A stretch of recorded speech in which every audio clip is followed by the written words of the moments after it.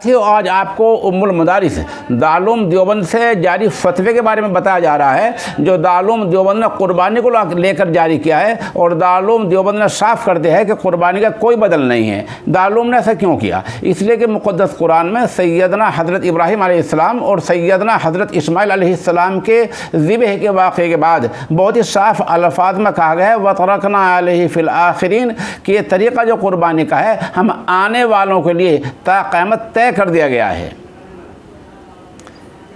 इसके जब फतवा साफ है तो अब तो कोई मसला ही नहीं रहा है। इसके बरखिलाफ़ कुछ लोगों ने कुर्बानी के ख़िलाफ़ हवा खड़ा किया है और ये बता रहे हैं कि इतना इतना पैसा फ़लाँ गरीब को दे दिया जाए तो इसमें मसला हल हो जाएगा और ये ज़्यादा बेहतर रहेगा। ये लोग हमेशा से ही कुर्बानी के और दूसरे शरई हकामों के ख़िलाफ़ बोलते रहे हैं। इसकी मैं एक मिसाल आपके सामने पेश करता हूँ।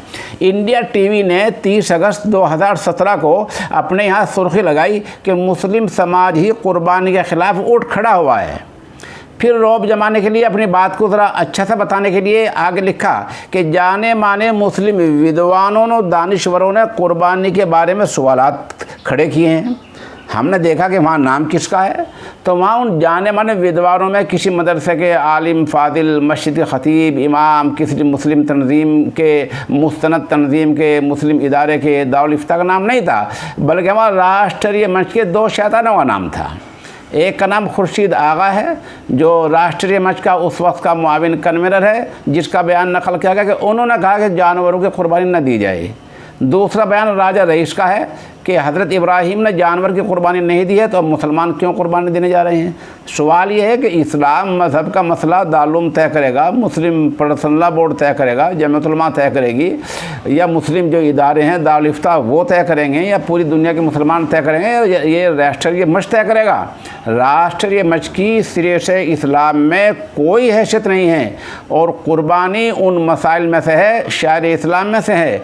और कुरान शरीफ का बहुत ही वाज़ेह हुक्म है, इन्ना आतैना कल कौसर फसल्लि लिरब्बिका वनहर इन्ना शानिअका हुवल अबतर। ये जो वनहर है इसके माने कुर्बानी करने के हैं। ये नस्से क़ती से साबित है।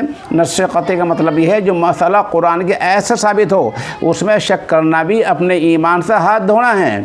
इसलिए कुर्बानी का कोई बदल नहीं है। दारुल देवबंद ने वाज़ेह इसीलिए किया है कि इन दिनों में कुर्बानी के अय्याम में कुर्बानी का कोई बदल नहीं है। हर हाल में कुर्बानी करनी चाहिए। जिन लोगों पर कुर्बानी फ़र्ज़ है वो अगर कुर्बानी नहीं करते तो अपने फ़र्ज़ से सबकदोश नहीं होंगे, अपने फ़र्ज़ से उनका पीछा नहीं छूटेगा। इसलिए कुर्बानी करने ही से अदा होगी।